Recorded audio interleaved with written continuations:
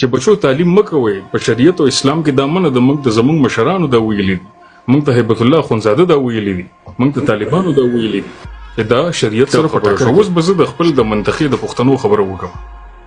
زموږ په خلکو باندې بهترینه قابو ساتل او بهترینه چارواکي کولو دپاره غټه لاره بهترینه لاره دا ده چې دا خلک جاهله وساتي. لکه تاسو د تعلیم خبره کوئ چې په افغانستان کې صحیح د پنجونو باندې تعلیمونه بند شول.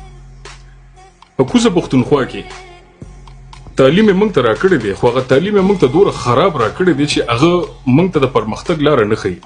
نو موږ د خپل ځان نه د پنجاب نه موږ کمزوري ساتلي. دغسې په افغانستان کې انجونې چې کمې دي د هغې چې کم تعلیمونه کوي د کورنۍ نه هغې کم روانېږي، هغه میندې به هم بیا بچو ته وایي چې تعلیمونه مه کوئ. دې دلیل ته څوک نه ګوري. خلک ګوري چې اوسنۍ زموږ خویندې چې دغه تعلیم نه پاتې کېږي، خو دې ته نه ګوري چې دغه خویندې تعلیم نه پاتې شي دغه مذهبي افراطیت به دیم والي بیا به خپلو بچو ته هم ښیي چې بچو تعلیم مه کوئ. په شریعت او اسلام کې دا منه د زموږ مشرانو دا ویلي دي، موږ ته هیبت الله اخوندزاده دا ویلي دي، موږ ته طالبانو دا ویلي دي چې دا شریعت سره په ټکر کې دي. نو کوم لاریونونه چې زموږ د پښتنو وروڼو په یورپ کې په هر ځای کې کړي دي دا ډېر زیات مهم دي. د دې دپاره زه به موضوع چتومه، د دې دپاره په انګریزي کې موږ ویډیوز کوو، په پښتو کې به هم کوو، په هر پلیټفارم باندې به کوو. هغه په دې دلیل باندې نه چې افغانستان یو بیل هیواد دی زموږ، هغه په دې دلیل باندې چې هغه زما وینه ده. سبا د افغانستان نه چې یو بچی پاسي او د کوزي پښتونخوا نه زما بچی پاسي، د دې به لارې کراس کېږي، دا به یو بل سره تجارت کوي، دا به یو بل ته عقل ښیي، یو بل ته به پوهه ورکوي. نو که زما ذهن هم جاهله پاسي، د هغه ذهن هم جاهله پاسي، همغه شر به همغه شر به کم چې موږ د اوسه پورې اویا کاله پاکستان او افغانستان ترمنځ موږ وکتو چې ته بل څوک یې زه بل څوک یم. دا ټولې مسلې چې رامنځته کېږي او په دې باندې چارواکي کوله، په دې باندې د عقل دشمني دې سره کوله، اسانه شي یو انسان باندې لاس ګرځول.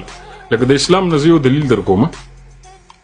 الله تعالی چې موږ ته زموږ پاک نبی د قرآن راکول او زموږ پاک نبی بیا خلکو ته درس ورکول، نو هغه ټیم کې د درس د پوهې د تعلیمونو ضرورت ولې شو مسلمانانو ته؟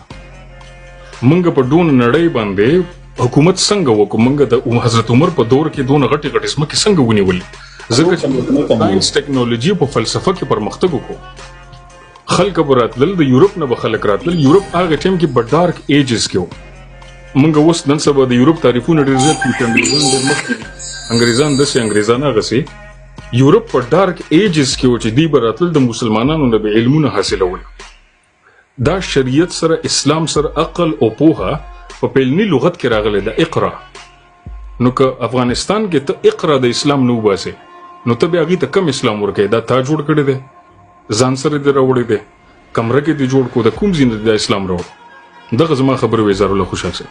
ډېره